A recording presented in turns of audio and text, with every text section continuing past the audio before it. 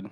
Mr. Crowley, boom, boom, boom. What went on in your head? Dun, dun, dun, dun, Speaking of your head, can you- Mr. Alarming. What? Too Can loud? Can you hear Yeah. yourself now? No, I can't hear myself. Okay.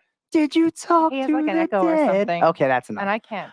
I don't think I can hear myself either. Can you Okay, hear me? now it's good. Now it's good. Episode 59, baby. We're talking Mr. Crowley himself, Aleister Crowley, not Aleister Black. Aleister Crowley. Aleister Black maybe coming back. Probably.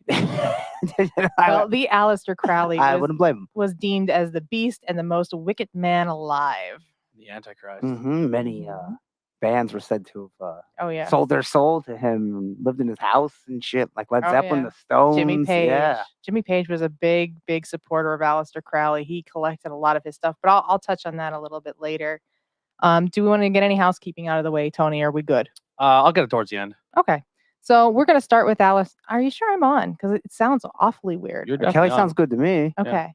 For some reason on this end, it doesn't sound right. Does not sound. Oh, do you not hear yourself? Yeah, it sounds like I'm better now. I turned Okay. you up All more. right. Okay.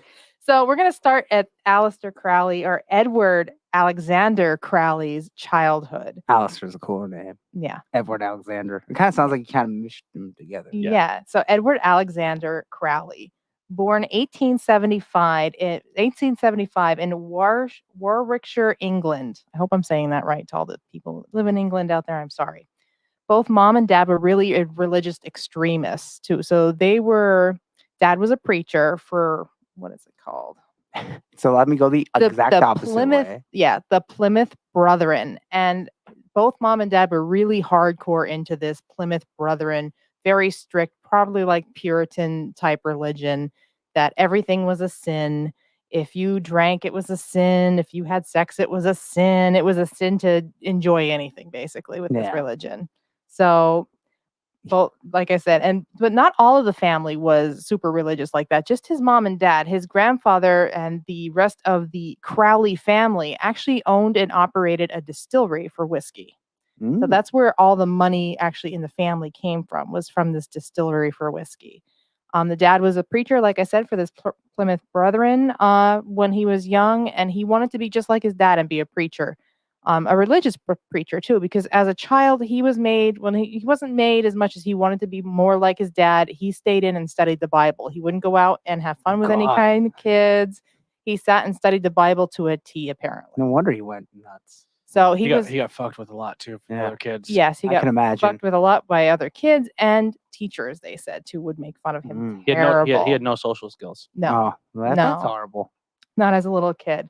So unfortunately, well, not unfortunately, I say karma came along too. With his dad ended up passing away of tongue cancer. Isn't that kind of karmic? Tongue cancer. Tongue cancer. That's The not one you hear preacher much of. that preaches the good word and says, "Yeah, go obey God, go do this. Don't have any fun." He gets tongue cancer and dies. They also were very, very, with their religion and their beliefs, were very strict on certain medicines and going. Oh, okay. So maybe the guy Just some- possibly could have lived. Some prayers would help you. Oh, Yeah. yeah. And belief in this God, or this, you were there to serve God, and if you died, you died, basically. Yeah, don't trust that pill. Yep. Prayers. Yeah, and it's what 1875 is when he was born. So Jesus. you're in the late 1800s, basically. going to a there. doctor was a 50-50 shot, but it was still better than nothing. Yeah, better than magical powers. Hey, get better, you. Well, that'll lead to something with Aleister as he gets a little older too. Yeah. So, and that was one of the things with the Plymouth Brethren. It was men only existed to serve God too. That's how they viewed things. You only existed to serve God. Oh. And women serve the men. Oh, okay. Yes, women were supposed to be submissive. Very submissive. So yes, he was bullied as a kid for wanting to be like his father. Long story short, his father ends up dying. Edward, or at the time he was still Edward, becomes gravely ill. He had throughout his life, you'll hear stories of him having lung problems. And in the end, you'll learn that he had like chronic bronchitis and asthma really bad. So they said he was on his deathbed in the city. So his uncle actually came out and got him and took him to the countryside. And because they essentially said like he can get treated, but his mother won't let him go to doctors and get treated. Yes, Just lay in bed and we'll pray and he'll be his fine. uncle, who wasn't a part of the Brethren, the Plymouth Brethren, basically came in and took him to the countryside so he can get the fresh air. And they actually thought he was going to die. They told him that wouldn't last the year.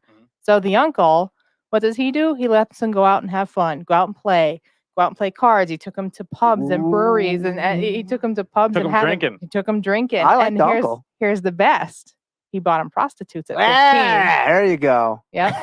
That's a good He uncle. got him laid at 15 years old because he thought he was he was Now- going to be a Now, gunner. real quick, we are talking about 1870s and Yeah. 80s. Mhm. Do not tell this story, or don't think of this story in 2023 glasses. Because he was born in Yeah. 1875. So let's say he was at least 15 years old. Yeah. That would put it at 1890. 15 was old enough to go work in a coal mine. Yes. Yeah, so I Yeah. think Gotta at remember 15 you that. can get laid. Well, Mhm. around here, you were old enough at what? I think 8, 12. 9, 10? 12 was I Breaker think Boys, 8, 9, right? 10. No, Something like that? Breaker Boys were 8, 9, 10. Wow. 12, you were Especially if like Irish. Yeah. you were the guys that were in Imagine front of that. the You're 10 years old. Go crush coal with your hands. right. You were Nothing in front bad of the will doors happen. for the mine. So because that's how my grandfather started. He was 8 years old when he was a breaker boy. Mm. Then he graduated to the person that was in front of the mine doors for the mules. Then he went down in too, but then he joined the Navy and got out of here too. Oh. So Don't want to join the Navy, but I think the Navy is better than being in the mines. right. Especially So then. you have to put yourself in your mindset here of the 1800s, like Tony said. This wasn't that out of the ordinary. People were getting married at like 16, 17 years Yeah, but old. you would die when you're 35 or 40. Yes, there right. is- there Your is a time lot. span was a lot different. There is a lot with the Aleister Crowley story that I think nowadays culture will say that they will play into more of the story. If they do it up, yeah. Because he's like, well, he was doing things and he was getting prostitutes at 15, but like he was 18, like 80. Yeah. and his grandfather thought he was terminally ill and gonna die. His Or his uncle. Yeah. uncle. In the chat, yeah, Jeanette, what's going on? He wanted to actually like have him live his life, like make sure he got every experience he could at 15 if he was going to die. But he made a miraculous recovery. Mhm. So he came back and was better than ever. He came back to his mom in Warwickshire there into the city. I don't think I'm saying that right. I looked up his. Warwickshire or something like that. let me called. see. But he fully recovered and went back home to his mother, who was, again, let's go back. She was extremely religious still after the passing of her husband. She was so religious still. He blamed the Plymouth Brethren for his illnesses and hated them, hated religion then, because he realized that everything they preached, that happiness is basically a sin. His mom passed on a nickname to him that stuck with him all his life. She named him the Beast. That he was Ooh. the Beast because he went out drinking, partying, basically, being with hookers. Then he couldn't kind of stop that lifestyle. He thought it would made him happy. Once you And break that seal, Yeah. yeah, it's over. It's done. I believe it's Warwickshire. Warwickshire. Yeah. Okay. You can say it from now on for me then. Yeah. So she called him the Beast because of all this. That's my son, the Right. Beast. Yeah. He's What is he, a big guy? He's the devil. No. He's the devil incarnate. She said he's the Beast. Once she started calling him names and kind of giving him trouble, there is one story that you got to think they were rich socialites in Britain. They had money. They had a lot of money actually. So they had maids and they had the good life basically. He kind of was a bit of a spoiled brat. It's cool. But he ended up having sex with the maid on his mother's bed just to Whoa. piss off the mom.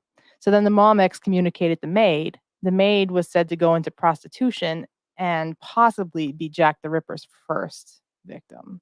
That's what Crowley claimed. Jack the Ripper would have been, that's the early turn of the 19th century, right? Yes. Like 1909 or something like that. Yeah, Jack the Ripper. That was supposedly his first victim. He claimed to know Jack the Ripper and that Jack the Ripper was a big occultist as well. So I mean, you would lump them together because it would make sense. yeah, their killings and stuff. I think he knew. I think he knew the crowd to play to. Yeah. Well, that's it. He is a master. You can call Crowley what you want. Crowley is on the way you want to view him. Crowley could be the wickedest man. He could be the devil incarnate. He could be a person that broke down social norms because he did do a lot of that. We'll get into that. He is a person that wrote poetry, even though some of it was dirty and really bad. And he was an artist. He was a lot of different things. He was a narcissist too, and I believe that, big time narcissist. And a schizophrenic. They say schizophrenic, especially when he was on LSD. But yeah, definitely he's a lot of different things. It's just the way you choose to see him too. That's why I said when I wanted to do this, I wanted to make sure I had my information right. because he did do a lot of different things. A lot of them he admitted to doing, and some of them he didn't. So, and honestly, when we get to the end of his life, I have 3 different endings for him, and I don't know which one is correct Choose and your which own. one's not. I believe in the one I'm going to say, but who knows?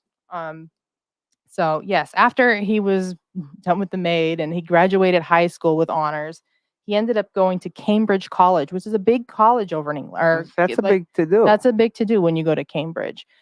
He went and studied English literature, and poetry and all that kind of stuff, like your poets, your short novelists, that kind of thing. He was a big into the chess and the drama club.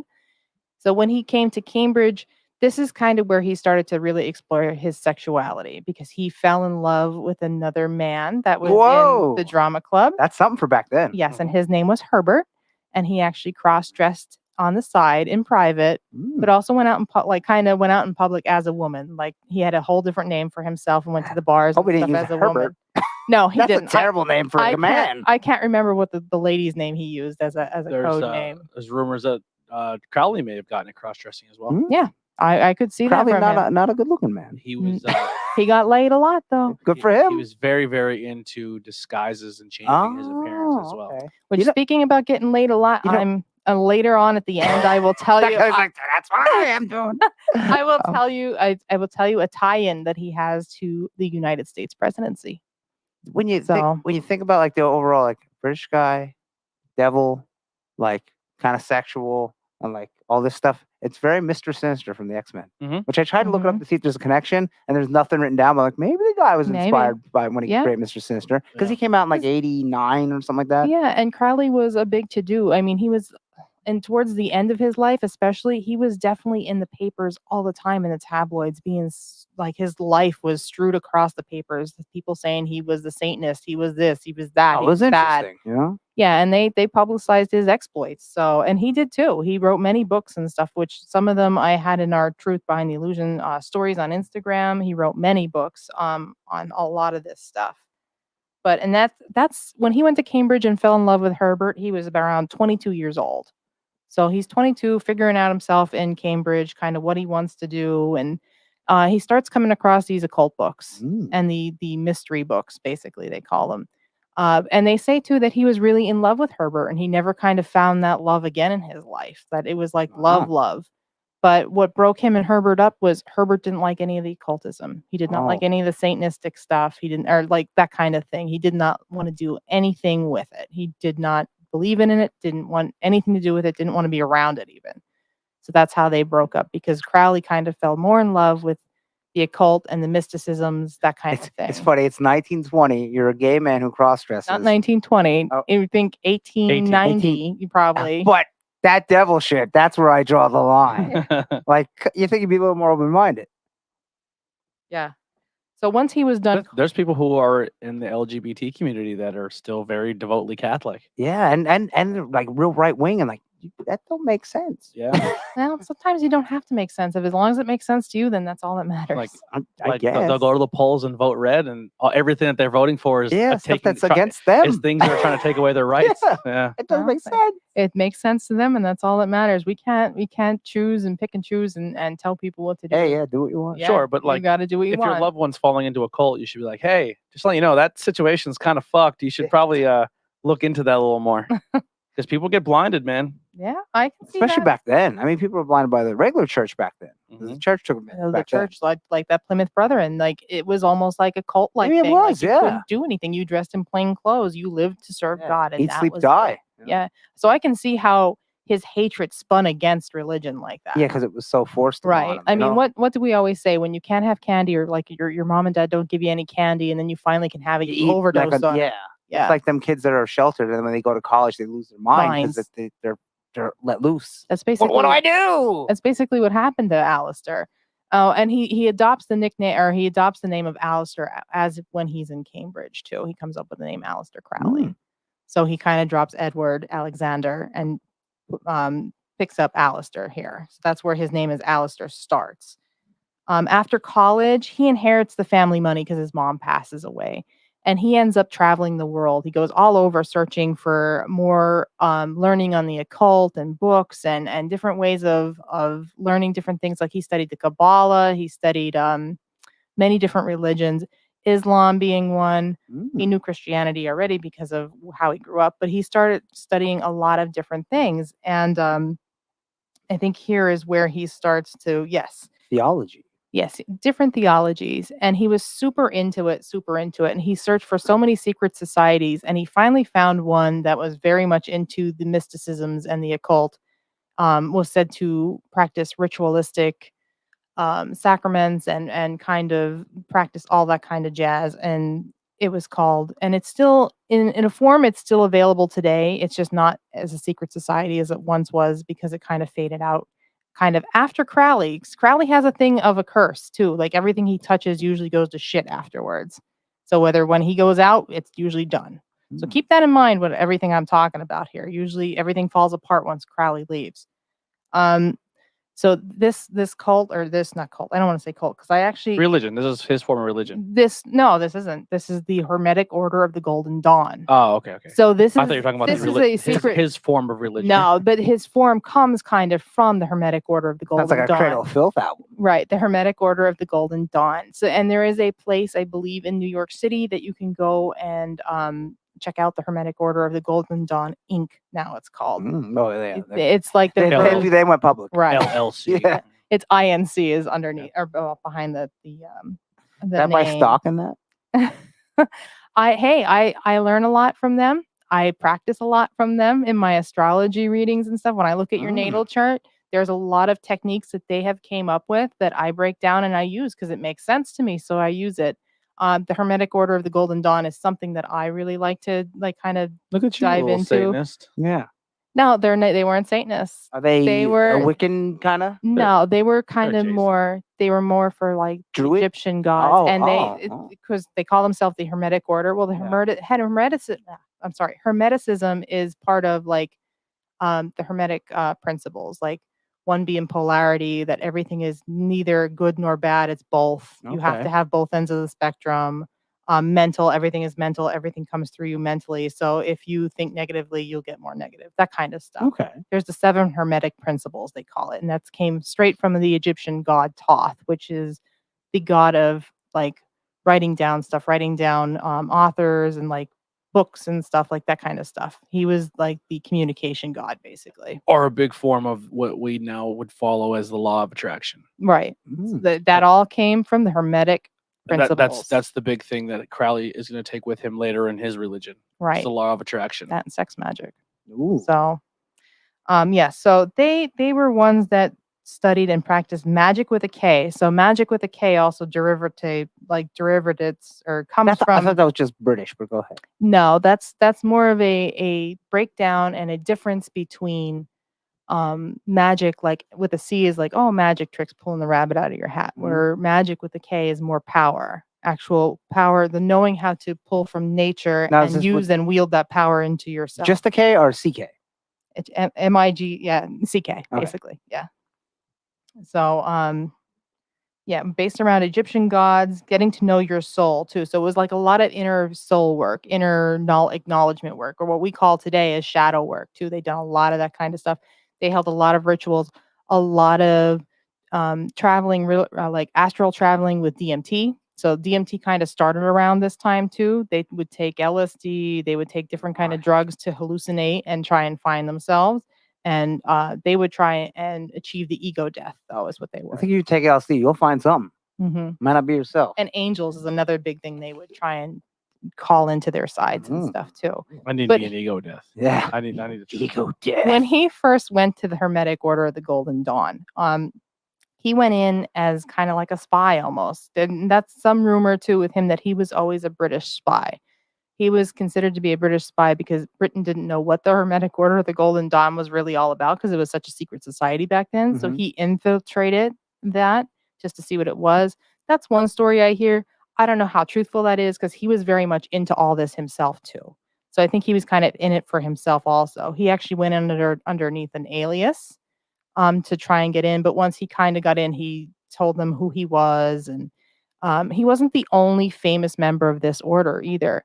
William B. Yeats, which is a very famous Irish poet. So if you ever get any folklore fairy tale Irish books, 9 out of 10, they're going to be either based on something Yeats wrote or they are a book of Yeats's poems and stories. Sherlock, the guy who wrote Sherlock Holmes, I can't think of his name right now. He was part of the Hermetic Order of the Golden Dawn, and there's another one here too. Bram Stoker, who wrote Dracula, also a part of What a the name Hermetic. that is. Like that just Yeah. sounds horrorish, you know? Yeah, Like what Bram a good book for Stoker. him to write. Yeah. So he was also part of this group. This group had a lot of people in it, a lot of famous actors and stuff at the time. I mean, I can't rattle them off for you now, but there were people that were Arthur big at the Conan time. Doyle. There you go. That's Yes, easy. the Sherlock. Yeah. But a lot of these people were not so much looking for a form of religion or a form They were of, finding.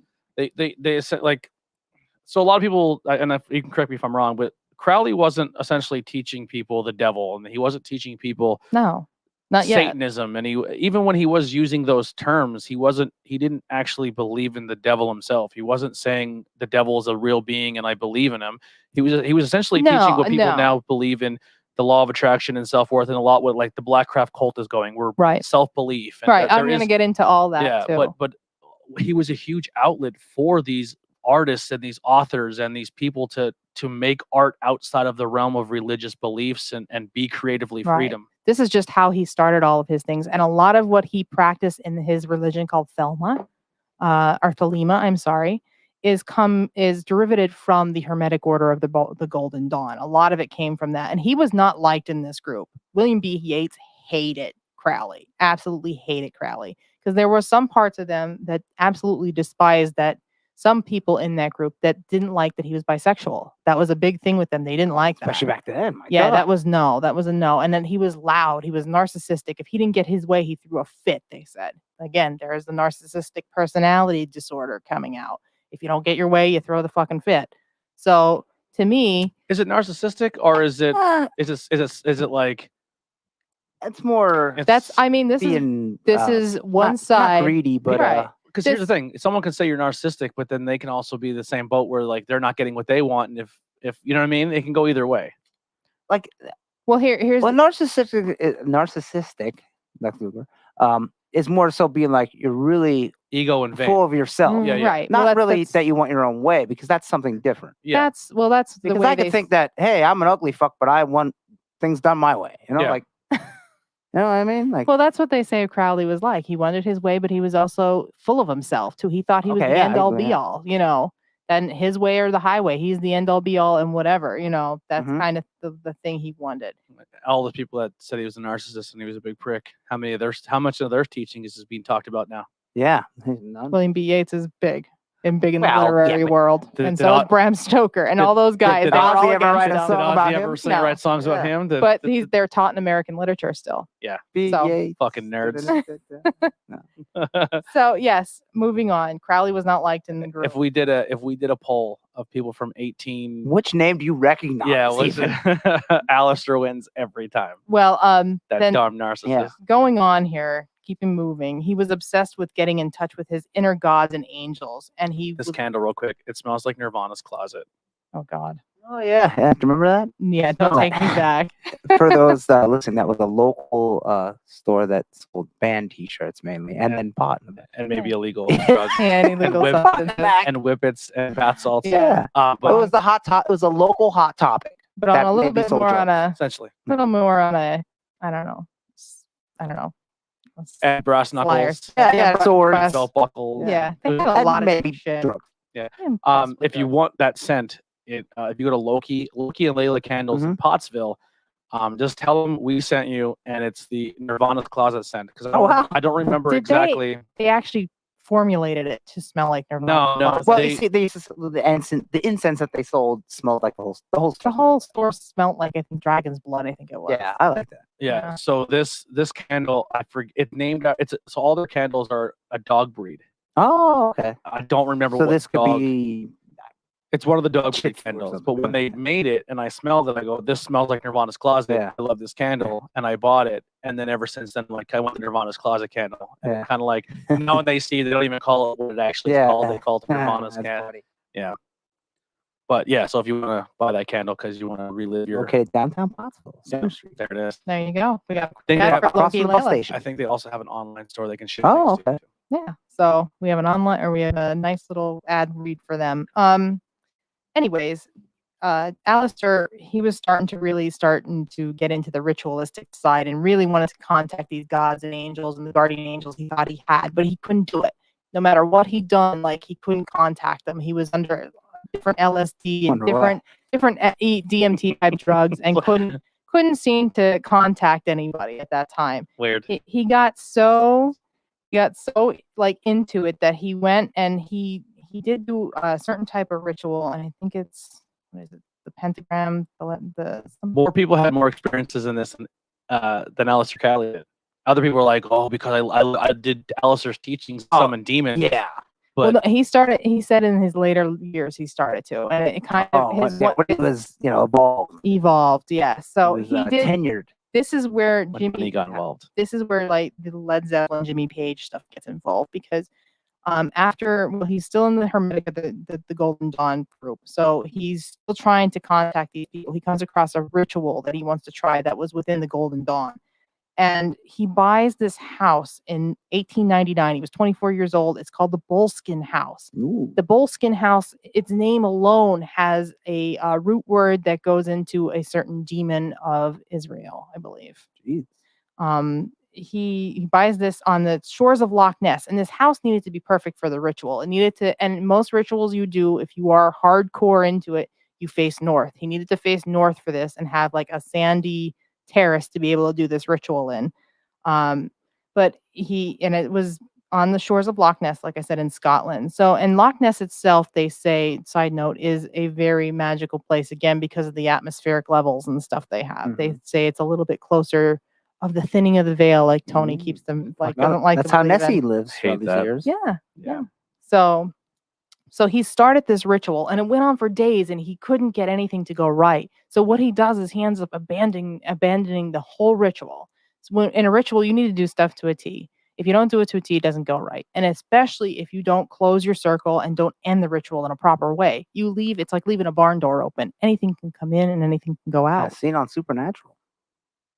Well, in real teaching too, because I in real teaching too, that you got to end the ritual. I believe there's a Sabrina thing where they talk about not. Yes, if you don't start or end it right, you could be. If you don't cast a circle of protection in my world, if you don't cast a circle of no, go ahead. You go ahead and laugh, but it's my world and this is the world I live in. If I don't cast a circle and call in protection, so well, I'd much rather live in a magical world than a plain one. Sure. Yeah. So yeah.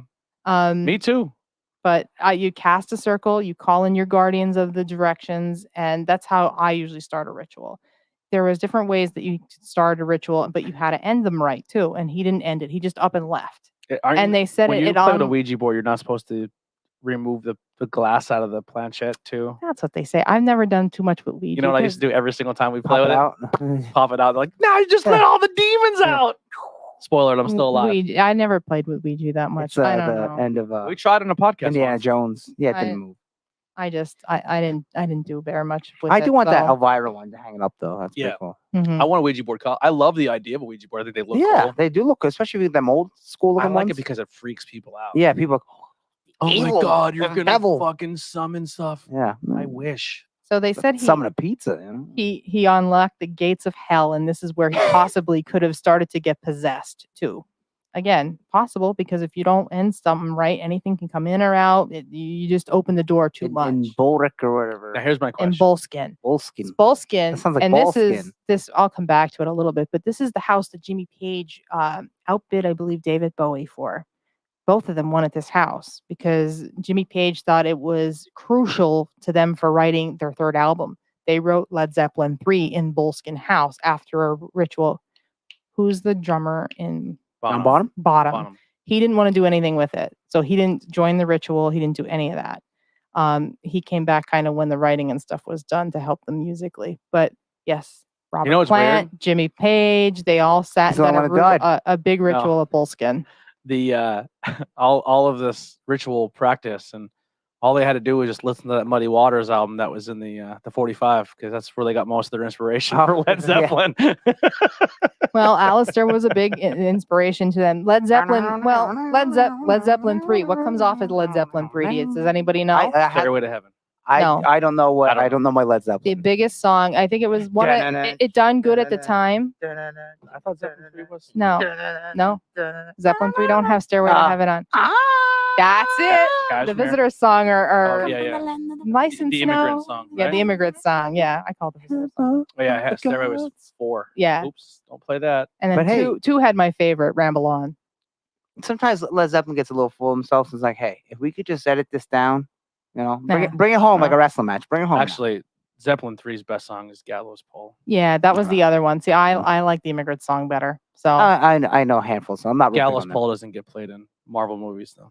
That's not why I like it. I think Immigrant song's what I want. I like the Immigrant song. So, so after this, he goes to a trip to Paris to meet up with his friend who was a famous painter, and he done all different kind of paintings of like even the royal family in England. Oh, yeah. Because remember, the Queen died, by the way. Aleister Crowley's fault. Yeah. Remember, Aleister Crowley is still a socialite at this time, and he is usually a socialite until his very, very end. He's very rich, still has very much to do in the English patriarchy or the monarchy and all the higher ups elite people. So he goes to meet with his friend that's a painter. He ends up meeting his sister. Her name was Rose Edith His Kelly. sister or the painter's sister? The painter's sister. Okay. He didn't have any brothers or sisters. He was an only child. So there was nobody there. He ends up meeting this girl, which was the painter's sister. I think his name was Richard Kelly, I think. Her name was Rose Edith Kelly. She was promised to somebody else in an arranged marriage, and she was upset about this. I wish they still had those. Would that be something in 2022? Why do you wish that? My friend Tom's getting married to Ashley. They do have arranged marriages. Well, just Indian stuff. Just not in our culture. Yeah. I wish America had. Why? Because it'd be funny. Then you would be stuck with somebody. No, you don't want to get married. I'm immune to this. No, you're not. It's just other people. No, you are not. Just other people. I get to see them suffer. No. And if everybody else suffers, so do you. We're going to put you in an arranged marriage with someone who loves ranch and Miracle. Oh, yeah. And yeah. You know what? I'd be the guy that like. We're going to put you in a relationship with the most basic bitch ever. Separate bedrooms and you're just never home.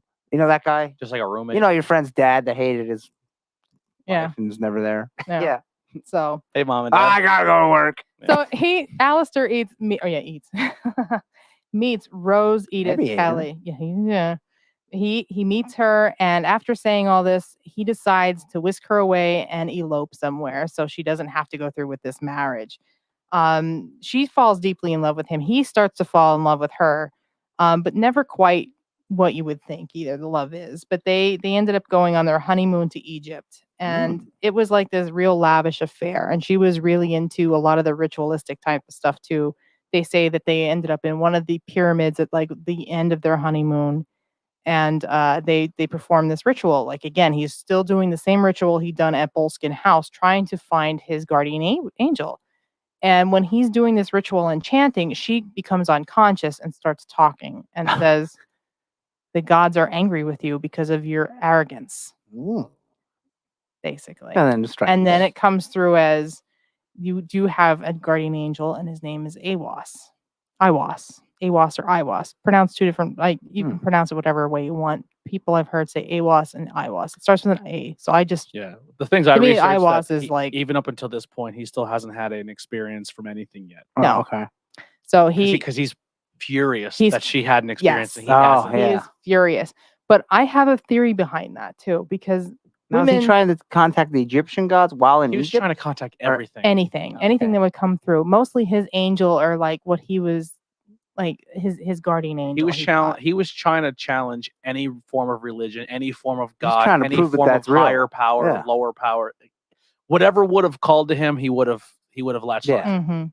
So she does go and she starts saying they're angry with him and that there is someone called Aiwass that would like to speak to him.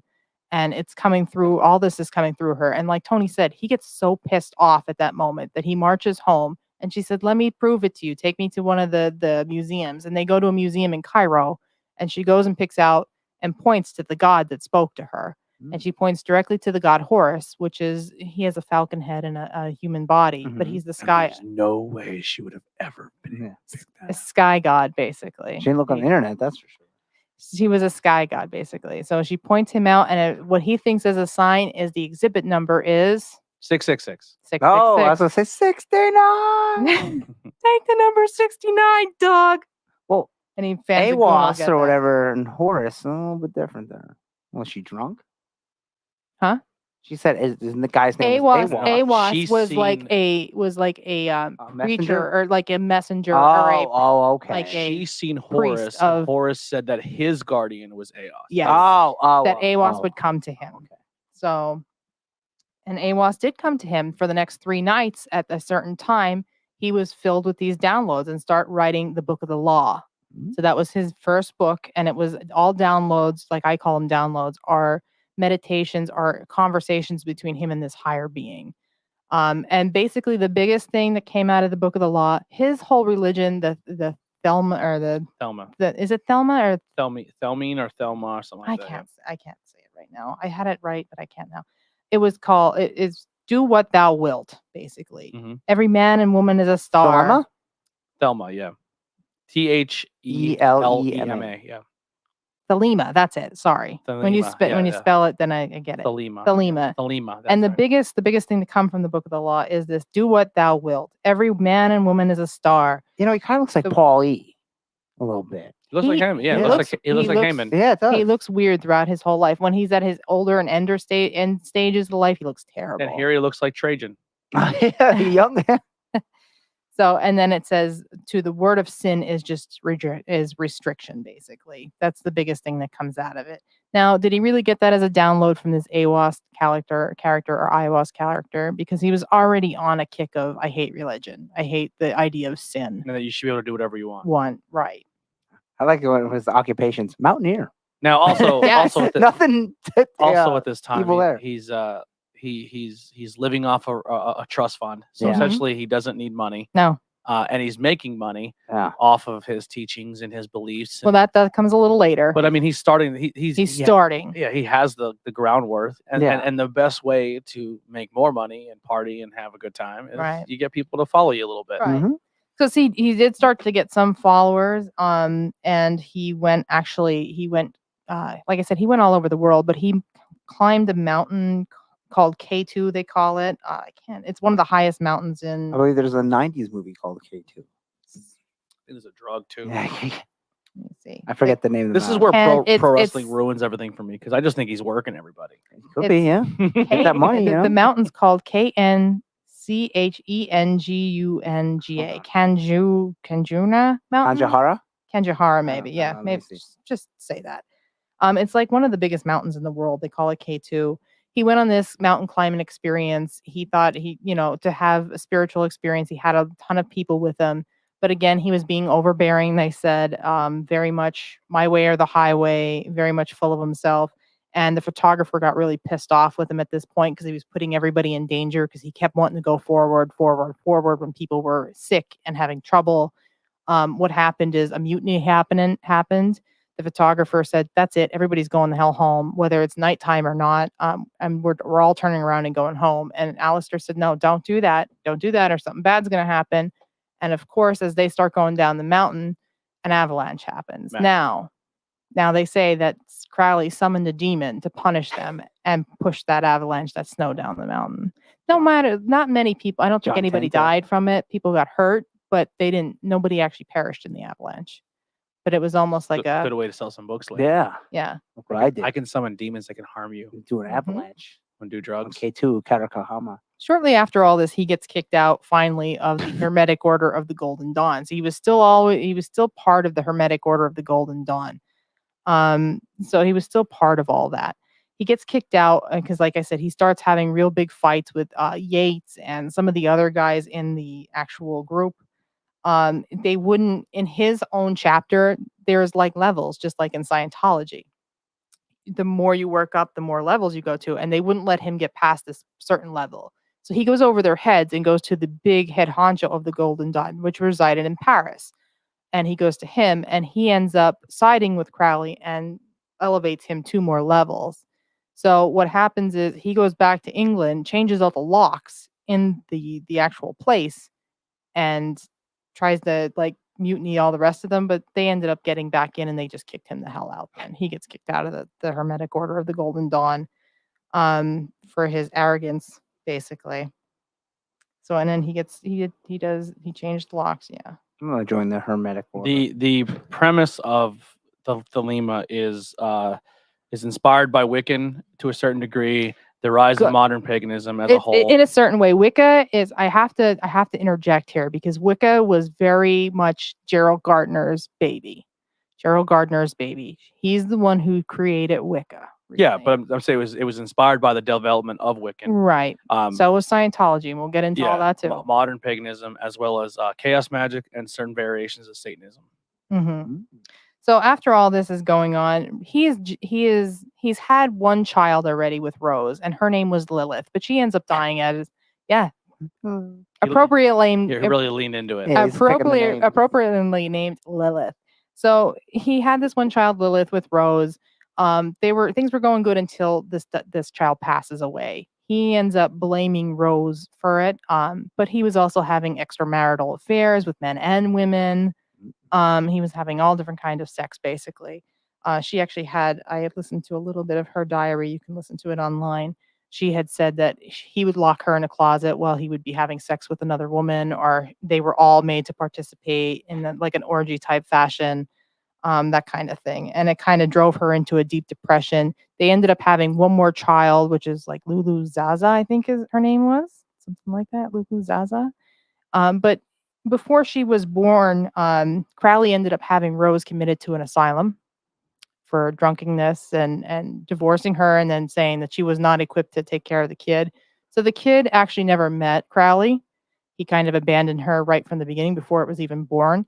Once she was born, she went to Rose's brother, the painter, and lived with him and his wife as their child. So this is the beginnings of people are like, all right, this guy's kind of a scumbag. Yeah. Like, in today's times, when they learn about the past of people, and they're like, he's a great guy. Especially when he's teaching the things he's teaching. Then they go back and dig and like, oh, he was into possibly forced orgies and giving people drugs and maybe taking advantage of people. Only locking the wife in the closet. This is only going to start to amplify from here on out now. Yeah. Because now he starts possibly children and animals were involved. Right. He starts his religion called in 1920. He starts the religion called Thelema. And it actually is a Greek root word for desire. Thelema has the Greek root word for desire in it. And they studied the book of the law, the book, of course, that he wrote from his guardian angels communication. Together, he had many lovers throughout this. He had many people that he took as lovers, or whatever you want to say, traveled the world, still was traveling. They ended up at a little commune type thing, or a little cottage in Italy, where all of them kind of stayed, and they all had like ritualistic sex. They all had their morning meditation with the sun god Ra. Like, it was a lot with the Egyptian pantheon, but he was also very much into sex magic. So that calls back to our older episode on sex magic. He was just really into sex. Yeah, he very much was. He just added the magic to it, so he can keep. We're having magic here, baby. Yeah, exactly. Right. They were all in this little cottage, which it started out fine. They were all started out fine, they said. But then it started to get crazier and crazier and crazier. They started, he had this room called the nightmare room, where he would paint all these nightmarish images and make them take LSD and stare at the pictures until they were no longer afraid. He essentially was Manson before Manson. Yeah, you could get someone LSD and put them in a room with happy dinosaurs and they'd be afraid. Because you can also say he did practice, he practiced mantras, he practiced yoga, he practiced like that kind of stuff, and of course DMT. And during these DMT driven like meditations and stuff, they said at one account they took both ayahuasca and peyote at the same time. That's like, that's like, I cannot believe that. I don't know if you can overdose technically on DMT. I don't think so. No, but it could really drive you to the nutty hospital for a while. From what I heard, DMT only is like a couple minute experience. Oh, really? No, it can be hours, depending on how strong you make the tea. I heard ayahuasca takes hours, but DMT is a quicker. Ayahuasca is a DMT. But no, there's DMT. Ayahuasca is they have a similar thing, but they're made differently. I thought. No, Aya's DMT. I don't know. I'm pretty damn sure Aya is a form of DMT because, like I said, took it in shitter pants. My teacher, she takes it every year and she calls it a DMT. Oh God, it's a hallucinogenic. I would never in my life. And they done a lot of LSD and stuff like that. And at this time too, he was being treated for his chronic bronchitis. His doctor started giving him heroin. Oh, because that back in the day, a lot of those drugs were prescribed to people back in the day. Cocaine. Like cocaine, heroin. I think the Vietnam soldiers had meth to keep them going, I believe. Maybe. I don't know. I knew they done just something. dump that on your wound. There you go. You're fine. So dump this ink on you. Yeah. So, and yes, this commune started to get worse and worse and worse to the point where the commune itself, he was becoming a heroin addict. He wasn't taking care of the house or the cottage, whatever you want to say. Nobody else was. He was fueling them to do these orgies, whether they were male on male or female on female, or they were like male and female. He wanted you to do everything, basically.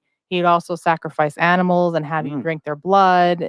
There was all different kind of things. Like you would have to drink your own sperm or fluids. Yes, that definitely. He considered them. It's a life force energy. So is your blood, your saliva, that kind of stuff is all life force energy.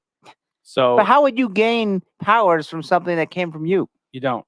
DMT is a potent psychedelic molecule found in many plants, such as plants, animals, as well as other things. And it's usually inhaled, like you inhale it, or vaporized. And ayahuasca is a similar version of that. It's a plant that contains DMT, but it also is combined with vines and other things that is formed into a tea. So they are technically different, but ayahuasca has some DMT in, but they actually think the way that you're actually ayahuasca is actually a lot more stronger than most DMT. Well, they're saying that it may chemically reduce DMT to a different thing, and it's taken by mouth. Yeah. So when you inhale the DMT, it's like a few minute trip. Yeah. Where ayahuasca is hours. It's hours of being in that. Just like when you smoke weed. You smoke weed, you have a really big high for a couple minutes or an hour, and then you start tapering off. If you edible marijuana, your body can remetabolize it, and you could be high for hours. Oh wow! Crowley started with pot. He said that was the first thing that really started giving him the vision and like really connecting him to the other plane. To see more. You can get obsessed with it. Really, you can. Well, he was addicted. The difference is duration and intensity of experience. Right. The ayahuasca is definitely more intense and longer. Yeah. So, like I said, we were getting back to the rituals becoming more intense with a lot of orgies, cat and animal sacrifices. They were saying that you would have to drink their blood.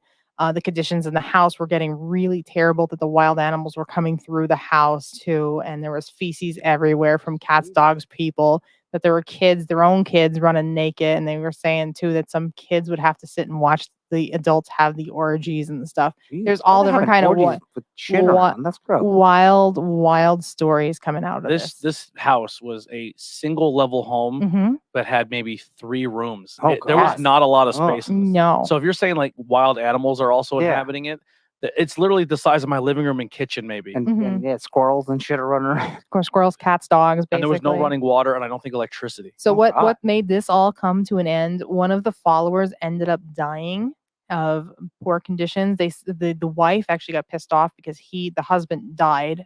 She thought it was because he drank cat blood in a ritual. Crowley made him drink this blood of a cat, and he ended up dying of like a bacteria like in the gut, basically.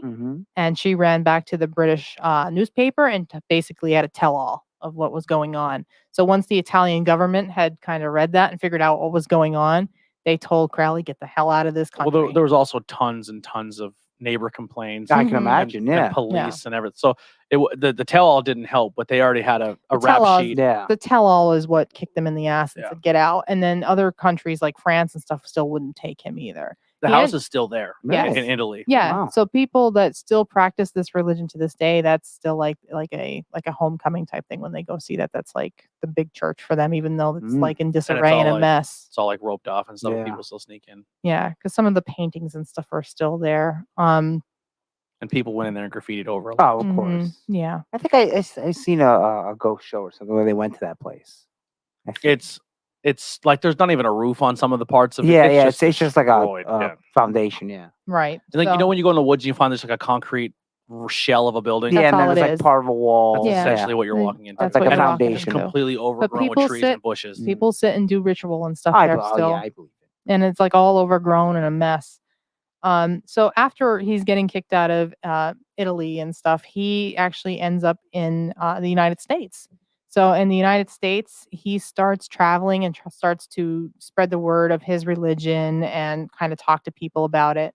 One of the people he comes across is none other than the Church of Scientology's founder, L. Ron Hubbard. He was a great fan of Crowley. There's many interviews where he said, I was a student of Crowley. I'm trying to pass along Crowley's teachings to my people, my worshipers, basically. Side note here, there was he got kicked out of the East Coast going through the Masonic temples because he was trying to go through the Masonic temples and teach them this. And they thought he was way too radical. So he went over to the West Coast and then start meeting these people in like Pasadena and stuff. And he found L. Ron Hubbard and another man that was a scientist for NASA. His name was Jack Parsons. So Jack Parsons was a big scientist for NASA and discovered jet propulsion. Possibly a Nazi. No. Yes. Most of our NASA guys were Nazis. Jack. Most of NASA and the beginning stages of the FBI. That's where Velcro comes from. Nazis. Yeah. Nazis, yes. And hey, here's another side note. The Nazi regime was totally, Hitler had like 2 or 3 under guys that were like totally into the occult. They loved the occult. That's what the Hellboy was based off of. Right. Indiana Jones. They were Hitler thought Indiana Jones. They were trying to find demons. the We could really stick it to the U.S. Yep. Yeah, they were super Makes into sense. the occult. I mean, They it's crazy. They collected a lot of occult treasures and stuff, a lot of occult idols and stuff too. So yes, he came across L. Ron Hubbard and this guy, the scientist that was Jack Parsons, very big in the NASA at the time. And they done a ritual together and nothing really came of it, but Jack Parsons' career came, like he really took off. Then he really start figuring things out and start really making money with NASA, to the point where he stopped with NASA and he wanted to do more like stuff with the occult and magic. He went to Israel's police or Israel's military and start working for them as well. Unfortunately, at the age of 37, this guy actually blew up in a lab accident also. Jesus. So that's kind of funny. But meth problem. Yes, and then L. Ron Hubbard, we all know went on. But because he was a Satanist, evil Aleister Crowley teaching, that was the good Lord getting him. Not that he was messing with gases and stuff that can blow up. Well, and then we all know L. Ron Hubbard went on to form the Church of Scientology. And write some science fiction. Right. Dianetics. If he learned anything from Crowley, is like, oh, there's money to be made here. Off idiots. Yes. Yeah, because I don't know, Scientology practices a lot of sex magic, and Crowley done a lot of sex magic. Oh, there's a lot of things. Weirdness. Have you listened to some of the? I done the Leah Remedy until like season 2 or 3. There's a lot of sex going on in Scientology. I watched that. And tier levels and. Oh, the levels thing is that's exactly coming. That level part where the Scientology got. I want to say allegedly because the Scientology church has actually went after people and tried to sue them. This is our swan song anyway, so it doesn't matter. We're done. Last episode. Yeah. There's nothing you're getting. Welcome, Tom Cruise. We made $2 in our anchor. You can have that. So yes, anyways, he derived a lot from Crowley, and Crowley derived a lot from the Order of the Golden Dawn with the levels and having to learn a little bit, pass a test, and move up. Basically, that Church of Scientology all came from the Hermetic Order of the Golden Dawn. It's almost like religion's a giant sham. Yeah, weird to make money. In the end, coming through all this, they say he was also a British spy or even a German spy at one point because he got in with a lot with the Germans and the occultism. There was a cult called the OTO that he got really interested in and served as like the right-hand man to the chief of that cult. He served in like I said, New York City and stuff he was in for a long time, and they thought he was a spy for the Germans, but he was really a double agent. They actually credit him to he was the one who sank the Lusitania and started the U.S. entering World War I too. So to believe he is an actual British spy, I don't know. I think that's kind of bullshit, honestly. Yeah. I don't believe that. That's a little too far That's fetched. too much. I just don't see him being He a was British at MI6. spy. Yeah, I just don't see it. And by this time, his money is really starting to run out. Like he's really starting to become poor. He started, like I said, he became that bad heroin addict. Couldn't drop that. Couldn't kick it. Money started to run out. Started to live in boarding houses and live basically from hand to hand or like hand to mouth. Like basically whatever anybody would give him is what he kind of lived on. Sounds like religion ain't working out too well. And this is where a lot of people say his story ends, that he dies of an overdose in a boarding house. So, and there are other people. There is another story that I seen twice. Then that's the one I took as. There is another weird thing too. When during World War II, Crowley may have almost converted Hitler. Yes. Really? Yeah. Hitler was very into Crowley, because, like I said, the Nazis were very into the occult. Yeah. Yeah. And they probably thought, well, this guy knows how to get the demons. He caused an avalanche. He offered to be a spy again in World War II, but the British agency, they said, no, we don't need you this time around. I just don't think that's true, but that's me. He ended up, there's an ending here that said he ended up meeting a lady named Deidre McClellan. She approached him at one of the boarding houses and professed her love for. This is kind of like a prisoner with a pen pal or a lady outside. That she professed her love for him and wanted a child from him, basically. So she gets him out of this boarding house, gets him clean. She goes through all the withdrawals and everything with him, and ends up having a son named Aleister Crowley. Tuck. Yeah. What the? So name was that? And he lived out the rest of his life on a beachside house, basically in love with his. That's the happy. In love with his child. He was he got the happy ending for as much bullshit as he pulled, or as he was, as much as he done, I should say. He got the happy ending. He got the kid at the end that he was so happy to be a father to. He got to live out his life at a nice beach shore style home, and he ended up dying in 1947. They say he slipped into a coma, and a big thunderstorm came, and the gods took him back home, is what that Deidre said. What gods, I wonder? Don't ask All me. of them. Yeah. He died December 1st and cremated on December 5th. So when his body physically you were left born, this earth. yeah. There you go. I was born. Not the actual year, but it might have been same Hanukkah day. too. Right. The cremation. Don't let the truth get in the way of the story. Yeah. I was born when Aleister Crowley was cremated, just not the same year. Waited a while, then it came out. Yeah, I waited because that's how reincarnation works. 60 You years. have to wait for the next passing train, and it waited all the way to 86, and then that's when Crowley jumped on the train, and then I was born. Yeah. So I am the reincarnation, except I'm not into the Nazis and stuff. I changed. Changed. In those 40. You learn and you grow. He didn't say he hated anybody, I do like sex. I don't. Yeah. So maybe I'm on to something. Maybe. There was a quote from him that said, 1,000 years from now, we'll be living, or let's see, I have it writing down. Okay, what year did he say this? 1947. Oh, so 1,000 years from now, the world will be sitting in a sunset of Crowley. So it basically was saying, that everything I'm saying, do what thou wilt, that will come true. This aura, the aeon of Horus will come true in the 21st century. You will see Christianity overthrown, and people, themselves, will start to step up and take care of themselves and believe in themselves. Well, that there isn't a bad thing. I know everyone says, the Antichrist and Christianity goes down. That's not bad. So if you're looking for the math on that, it would have been 2947 was 1,000 years from when he said it. What? When he said that quote, and 1,000 years from now, it would have been the year 29. It would be the year 1947. Yep. Yeah, that'd be 29. 47. We'll be way gone. Yeah, we'll be gone. But the whole idea of the clothing line Blackcraft Cult is basically based on the Do As I Will. They use a symbol he used all the time, and if you see pictures of him in his garb, you can go on our Instagram. I posted a ton of them. they have the like the star, the upside triangle and the upside down triangle. It is a symbol of the Baphomet too. Yeah. So it's an as in it's like an upside down version, like it's like a reversed image version of it or something. Oh, okay. Yeah. And then Baphomet's heavily used, and then as seen as below is as below is seen. It's a star. Yeah. If you remember in Supernatural, it's the same symbol as the letter of gentleman. Mm-hmm. So, yes, it was basically the star of like wisdom or something. It's basically like a wisdom symbol. Yeah. And essentially all like people look at the Black Rock cult like, oh, you believe in the devil and Satanism. And it's like, no, you should just probably, like how they say, two working hands will get more done than two praying. So there is a lot of things that Crowley brought through that is coming through to this time.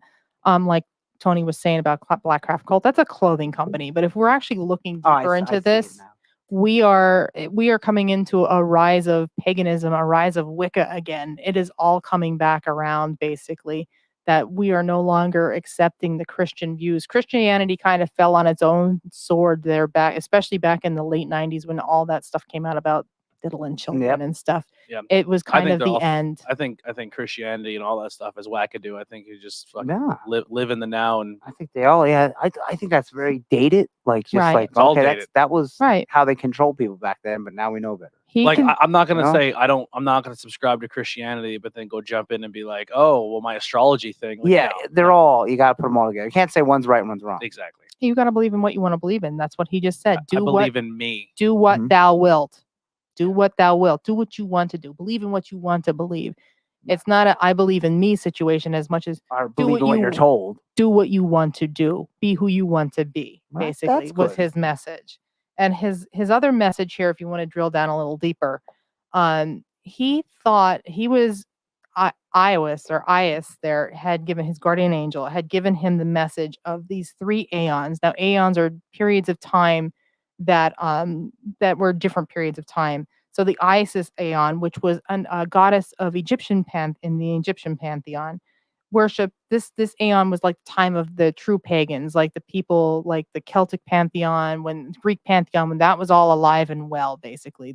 These worship of many gods, or especially the worship of one particular goddess, the time of the goddess, came and passed. Then the Aeon of Osiris, which was her husband in the Egyptian pantheon, belonged to the Christianity and the Islam religions. But then he said that this will fall, and the Aeon of Horus, or the sky god, my god, will come true. And this will be where Christianity is dropped, that humans take control of their own lives, start to do what they want to do and not give a shit. And at that point, you will see sexuality rise. You'll see the social norms of today, like the rules of society, will collapse, basically. And what are we seeing today? We're seeing a totally different decade than we did in the 70s or the 60s, or even back then. People just saying, "Hey, there's nothing wrong with that." Right, but and then you actually have a lot of sexuality on TV and stuff now too. Oh yeah, I mean, also because it's not illegal to do or talk about it. Yeah. So in time, people get used to it. You know, there were still laws against homosexuality in the early 70s, probably in the 80s. But it started to break down. Yeah, I mean, over time. And now we are definitely in more of a place that kind of stuff. You know, if he would have worshipped Khonshu, it could have became Moon Knight. That's right. That's what I'm saying. He fucked up. Yeah. Khonshu was a lesser god. He picked the wrong lesser god. Yeah. So Andy, what's your take on Crowley? What do you think? I'm not done yet. Oh, shit! I thought he was dead. No, he comes back. Dead, but I'm Aleister Crowley too. I'm gonna say we'll talk a little bit about the music though, but I'm going to give how our U.S. presidents tie into Crowley, and this is really neat. I just learned this today actually.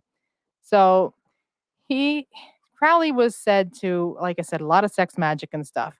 There was this lady named, let me see, with Pauline Pierce. He hired Pauline Pierce, who was an American socialite at the time in the 20s. She worked as a magical assistant for him, but also as a sex magic partner. She had a friend that they kind of met through a friend, basically. So this friend of hers, her and his friend also had this orgy, basically. And Pauline... What a job. After that, Pauline returned to America in 1924. I don't know if anybody's going to get this, But in 1924, she returned home and gave birth to a daughter on June 8th, 1925. The daughter's name was Barbara Pierce. Barbara Pierce would go on to marry George H. Bush.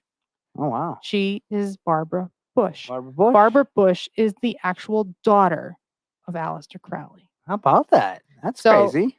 So George H.'s father-in-law was Aleister Crowley. George H. Aleister Crowley. Yep. George W. grandfather. Aleister Crowley. And if you put the picture of Barbara and Aleister side by side, holy God, it's like the female version of him. That's confirmed. Crazy. Yeah, I don't know. Is that that is confirmed? It came out in 2018 as a reality. Sound too outrageous? No, because all right. Well, here's USA Today fact check. Okay. 15-year-old conspiracy theory about Barbara Bush. Yeah, because facts aren't real.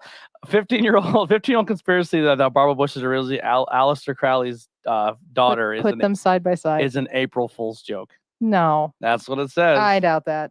Because the time fake news. You do it. If you want to believe it, search. I don't care. I just did, and it says it's not real. Honey, if you believe fact checkers, do you believe every fact checker? God, here we go. Yeah. If it doesn't coincide with what I believe, it's not real. I'm not being that way, but that's the world we live in right now. Well, look at her and him together, also, and the timeline adds up. The symbol is called the unicursal hexagram for those there. Okay. The timeline adds up from when Barbara Pierce comes home from her time with Crowley and giving birth. Yeah.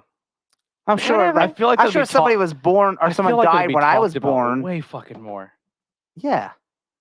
Well, not if you want to be swept under the rug. Well, it's some conspiracy theory. Do you really want to admit that your father might have been Aleister Crowley? I wouldn't mind. I mean, now who cares? But she was, and think of how many. Yeah, USA Today said that it was not true. Not true. Yeah. Well, then maybe it's not true. But I don't know. Yeah. I say you put them. It's a nice story, but Michelle Obama's a man. That's one of the conspiracy theories. You put them. Which, like, what is that? Even if it's true, how does that affect anything? You put them side by side with each other. Barbara Bush and Aleister Crowley, they're almost a spitting image of each other. So you decide. People, you decide for yourself. Yeah, so that was my big thing. Crowley did inspire a lot of musicians and stuff too. Everybody from John Lennon. John Lennon considered him to be a revolutionary. He loved Crowley. Lennon loved him even so much that he put him on the cover of the Sgt. Pepper and Lonely Hearts Club album. Somewhere in the background. He's in the very back. Yep, but he's on there. He loved the idea of do what you will, and that love is love, basically. That love, Crowley they say that he preached a lot of love, but I don't see that in some of the things I see. Some of the things I'm taught and what he taught was very different. So, but John Lennon loved him. I didn't love John Lennon at all. So that's what I think of Lennon. Also, Betty White is Barbara Bush's sister, according to the internet. Well, so Barbara Bush. It's real. Barbara Bush, Betty White, and Aleister Crowley are all connected. All connected. Starts as April Fool's joke. The genesis of a conspiracy theory. Well, this was in a documentary I actually watched about Aleister Crowley. Ooh, Barbara Bush's mother and Marvin Pierce's wife had a secret affair with Crowley during the trip to France. There it is. There it is. So it was in a totally out of the question. So no, it was in a documentary. That's how I found it. In an email interview with USA Today, Cannon wrote that the article was an April Fool's joke. He says he created the theory as a litmus test for conspiracy theory and truth-seeking groups. I wanted to test whether anyone would take the first obvious step of contacting me and asking, it's just funny. This real? It's funny, too, that she married somebody and went into a whole different cult themselves. The Bushes were very big into the Skull and Bones cult. The guy who made it up is essentially saying that it was made because people are so gullible that they'll believe anything. Well, then maybe it's made up. I don't know. I seen it. It's true. It's like you ever see those I seen it in a. What do they call them? Phrases, the like positive energy phrases or whatever. And then one guy's like, "I'm gonna write ones that make absolutely no sense and see if people share them." And they did. Yep. And they didn't even know what they meant. And he goes, "It doesn't mean anything." There's a guy who made a fake. It was just in a documentary. A fake. That's even funnier. That a documentary it was in a documentary. Did not do the research. That article was posted February 28th, 2021. Yeah. It was in a documentary. A guy made a fake website that gives you fake astrology readings. And people fucking do it all the time. Yeah, I believe it. I love the fake astrology ones I sent to you that day. Oh, they were good. They were way, awesome. But they were clearly. Yeah. Yeah. It's just people's like today in fucking news, a dude just killed his family. The one daughter wasn't home, so she survived. The other daughter survived and is probably paralyzed the rest of her life. The wife is dead. The family dog is dead, and the other sister, I think, is dead. And it's all because of QAnon beliefs. Oh God. Yep. QAnon told him to kill his family. But you think isn't QAnon be the exact opposite of that? Like protect your family? Listen, man, people take beliefs. I don't know where you're getting your news from because I didn't get that. I didn't hear their that. beliefs. It was just on. That's okay. We don't need to talk about it because it doesn't pertain to the subject. So I'm just saying that's how easy people are when they subscribe to something and they run to it. It's the weak-minded. Yeah. Mm-hmm. So in other words, getting back to our subject here before we keep going on and on. Led Zeppelin also very much involved with Crowley. Crowley was a big experience, like big influence on Jimmy Page. Jimmy Page was obsessed with Crowley. Crowley, anything he could buy of Crowley or get of Crowley's stuff. Because you got to think, when these guys were younger, they saw Crowley in the news. So 10 hours ago, they saw Crowley in the news all the time. So they were fascinated with Crowley since they were a kid. That's why Led Zeppelin had like the occult symbols in there. So, and on Led Zeppelin 3, the inscription on the record is "Do what thou wilt." So, like I said, they wrote Led Zeppelin 3 at Boleskine Manor after a ritual was done, and they were such a big fan. Jimmy Page especially, he, like I said, collected a lot of his stuff. Motley Crue started messing with occult stuff because a lot of them did. Dio, Rainbow, because heavy metal, that Tony was kind Iommi, of what it was. Richie Blackmore, it's very, all of them. In the idea, the gimmick of heavy metal. Sure, you play into the gimmick of it because most of the time that the Christians and extreme religious people say the rock and roll is the devil. Yeah, and then they say, well, let's lean into it. Page went so far as to give each band member, and that's on our Instagram too, each band member of Led Zeppelin spiritual symbols too. So one of them has one of them has a rubber plant, has a feather with a circle around it. Yeah, it's on like a lot of Led Zeppelin merchandise. Yeah, sure. They were all derivative. He thought from Crowley symbol. Ghost did that too. He gave every member of the Nameless Ghouls. Oh, that's cool. Had different. So that was basically off of Led Zeppelin that they copied. Red Hot Chili Peppers also had an album called the Blood Sugar Sex Magic. Yep. Also Crowley, inspired by Crowley. Many of the different words and different songs have been inspired by Crowley over the years. Ozzy, as Andy performed for us in the beginning, Mr. Crowley. Yeah, bass line's so good. Yeah. And I don't think he was really praising Crowley as much as he was criticizing Crowley in that song. Yeah. If anything, he's telling the story of Crowley. Yeah. Another one, David Bowie was very big into Crowley and the Golden Dawn. There are some pictures out there where he looks terribly skinny. You can tell he's definitely on drugs during this time. He has the Crowley getup, the Egyptian like headdress and stuff on, and the necklaces and stuff. He practiced a lot of what Crowley said and a lot of what the Golden Dawn said until he started to get kind of whacked out and thought there was a demon living in his pool in Hollywood, in his home in Hollywood. Yeah, we talked about that earlier, man. Jimmy Page bought a house from Crowley. Yep, Boleskine Manor. Yeah. Yeah. So that actually ended up burning down too at one point. Wow. It went through, Jimmy Page sold it to somebody else. They said it was incredibly haunted and somehow it sparked a fire and it burnt down by itself. Spooky. It's been rebuilt now again. So it's still there. It's still on the shores of Loch Ness. Yeah. So David Bowie, big influencer with Crowley, thought he had a demon in his pool. Then he stopped. All of a sudden, he just stopped after that. There's a demon in that pool. Yeah. No, it's a piece of shit, David. Yeah, he had a song called Quicksand. It was about the Golden Dawn and Crowley. That was David Bowie. Iron Maiden. Iron Maiden is another one with a lot of songs. Do you know them? Well, for Mr. Crowley? For Crowley. So it would be the first two. So that's Iron Maiden and Killers. I got Revelations. Was a song off of Peace of Mind, that album. Oh, Peace of Mind. That's where Eddie's in the mental asylum room. Yeah. The rubber room, as they would say. Yeah. So that song was definitely derivative from Crowley. All British. Yeah. Bruce Dickinson was a big fan of Crowley. A lot of his work with cowbells. That's the other Bruce Dickinson. Iron Puts his Maiden. pants on one leg at a time. Once they're on, he makes gold records, baby. He actually made a movie in 2008 called Chemical Wedding. And it was about a Cambridge professor being possessed by Aleister Crowley. Oh, wow. Yeah. And I think he had an album. I've never seen it. Yes. Soundtrack to it. Yeah, That's it had when a soundtrack to it. Bruce Dickinson wasn't too good. So And Blaze Bailey was an Iron Maiden, and then Bruce Springsteen comes back in 2001. Anyway, that's all I got, boys. Now you can finish it off. What do you think? Was he summoning devils and stuff? Probably not. Was he writing cult shit? Absolutely. You know? Yeah. Did he get people to follow him? Yeah. I believe that. Kind of like a David Koresh or something like that. Mhm. But was he magical? I don't think so. Yeah, I mean, maybe he's seen stuff when he was high as a kite. I think we all would. Yeah. I think he just. There are some people who naturally can do it, and there are some people that need to do the DMT. I'm sure if I took LSD, I would see some shit. Sure. You know? You would be scared. Like you'd be probably like curled up in the corner. Yeah, I think he definitely wanted to experience parties, and I think he wanted to experience a sex scene, Mm-hmm. and he used spooky magic to get people to. And he was subscribe to it. Very much. I mean, he was probably a sex addict as well. 100%. So he was, and we all have to remember too that OTO that I talked about a little bit was kind of within the order of the Freemasons too. Oh yeah, all that stuff is like dumb. Any of that stuff that's secretive, dumb to you, but great for other people. Yeah. There's always something, even if it's like, oh, this is one of the best. Well, there's this one little thing that you're like, wait a minute, that's crazy. I like when they're like, well, this cool cult is fine, but fuck Christianity. Yeah. I subscribe to it. I think they're all fucking wacky. That's your thought. Yeah. With the Krishners and all that stuff. Like what's the other one with the little hats, the little fez thing with the little red hat?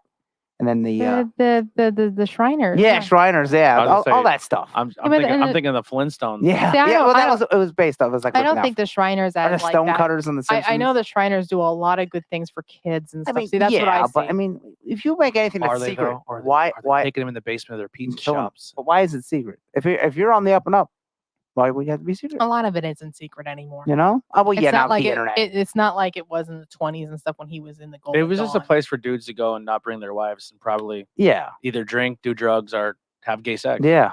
Or just get away because they hated their wife and you couldn't. It was just the way to get away. You know? Yeah. How funny would it be if we just find out like all these secret societies were just, I mean, that's kind of how Bohemian Grove was. Yeah, that's what they said. Yeah. They brought, what's his name? What, Nixon? Was it Nixon? Nixon went there? I forget Bush. It was one. No, I think it was the guy before Nixon. But Nixon was the first one who goes there and he goes, that's the gayest thing I've ever seen in my life. It's just all dudes having sex with each other. Bush, Clinton was a part of that too in its time. Back in the day, they did, where could you go? San Francisco, maybe, but like everyone who gay, you know? Fucking awesome. So because it was gay dudes went there. Well, Crowley brought that out into the open, and he thought everybody, should practice love and whatever. Yeah, and if you want to say love, who can argue with that unless you have whatever way they want to. Of the 1950s. Listen, man, we live in a society where fuck as long as they're at the age of 22, he was in love with a guy that dressed in drag and was gay. Yeah, and he was in a gay relationship at the age of 22 in the what? 20s, 10s? No, the 18 something. Spoiler alert. Wow. Gay and trans people have been here the whole time. Yeah. They were invented in the 70s like right-wing people would have you believe. Yeah, it just, and then people are like, well, look at society now. It's nothing but gay and trans. Yeah. Because it's been socially accepted to be yourself. Yeah. It has nothing to do with religion. Just invent being gay. That's just social constructs becoming normalized. This is kind of connected. I seen something. Someone was offended on the internet, obviously, about the Black Little Mermaid. No, close, about black people in Lord of the Rings, and someone said that's not historically accurate. I know, I got that too, and I was like, it's the Lord of the Rings. It's fake. He's talking about the new. If there's a black elf, that's just as legit as a white elf because they're not real. People are super upset over that there is one black actor that's portraying a warrior elf or a warrior elf. It's an elf. He's an elf, and he's excellent. He's an excellent actor. It's not historically accurate. You remember when the elves were around? Yeah. You remember when the dwarves were around? Shut up. So dumb. So dumb. You know what my favorite is when they say, well, what if we made Black Panther white? Yeah. And I said, cool. Okay. Or what if we made Moana white? And I said, see what you're trying to do there? Yeah. Those characters are based off their culture. So Moana is Samoan because her character's story and who she is as a character is Samoan. Yeah. Most of these characters that are changing are not made because they're white. They're made because white was the reason that white has been has been the reason they cast it. Yeah. It's the default skin. Like Ariel's backstory isn't, oh, she's a fucking mermaid. It's nothing about Ariel's character that is, I am a white girl who lives in the ocean. That's just exactly how she was written. Like, here's another thing. Rings of Power, watch it. If you're a Lord of the Rings fan, Hobbit fan, watch Rings of Power. Every episode's 4 hours. It's visually it's visually spectacular. Oh, it's visually spectacular. I'm sure if you like Lord it's a little slow. It's a little slow. And if you Okay. don't understand the background of Lord of the Rings, you might be a little lost and upset with it. Because I know a lot of people are saying it's confusing. I don't know what we're watching. I can't get into those fantasies because for that reason. I like the movies, but they are long. Yeah. It's a lot. They're only an hour long show, and they're only doing 8 episodes. What is so that they're on? 3 in Prime. Someone asked me today. So you're watching? I said, no, I had no plans. Dude, I'm so invested in the comic book realm that I can't learn Lord of the Rings and Star Wars and everything. But else. a lot's too much. just heavy. Like it's Game heavy. of Thrones is just like, whoa, this person and this person, and then it's like this is too much. Yeah. It is a little heavy. Like you're getting into like Lord Elrond and stuff when he was young, and it's not Lord Elrond Hubbard. No, and you're seeing Isildur, which is Aragorn's like great grandfather when he was young before he comes over and cuts the finger off of Sauron. So there you go. Just seems so crazy. It's a good show. Seems like a money grab. It's a lot. Let's just keep this franchise breathing somehow. We did the Lord guy of the Rings. wrote a couple books. We did Lord of the Rings. We did The Hobbit. They got material. They got 3 movies out of 1 book. Yeah. For The Hobbit. Let's make a prequel. Well, I watched the first one. It was all right. I like the second one. Each out of every series they have, the Two Towers was my favorite, and the Desolation of Smog was still my favorite. The second one's always my favorite. I was like, you know what? I'm good with this one. Heidi watched all of them. Oh my god, one day? No, like in the span of like a week or a couple weeks. Jesus. She watched She watched all the Lord of the Rings and all the Hobbits extended cut versions, which is extra long. Jesus. At the very end, she goes, I wasted all that time. That movie was not that interesting. I put them on when I'm like doing stuff because I've already seen them, but I've loved them since I've been a kid. So I watched. I liked The Hobbit when it was a freaking cartoon. The Hobbit cartoon has no females in it. Anyway, I watched the 3 live action ones and the first Hobbit one. I mean, they were good, but I was like, look, Return of the King 4 hours, never again. Never again. That one they could have been long. edited down. It was really like, okay. Especially when the dude who sends them on the journey meets them at the very end, flying in. As we were talking LOTR, and we were talking about Led Zeppelin too. Jimmy Page was also he wrote Lord of the Rings lyrics. Yes, he was very obsessed with token books. Steps of Mordor. That's Ramblon. That's my favorite Led Zeppelin song. So it was Ramblon. Gollum and the evil ones came to talk. Yeah. So stupid. Love it. I like Lord of the Rings, but not Robert Pig. Yeah. Andy. Yes. I'm sorry, Kelly. What do you think? You're kind of. What I think people.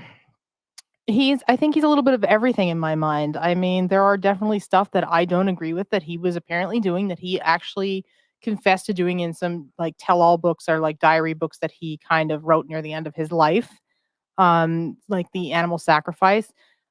Most people, even people that are of the Church of Satan and stuff today, they don't do that. When you want to give a sacrifice, you give a piece of yourself. You don't sacrifice something that's unwilling. You give something of yourself.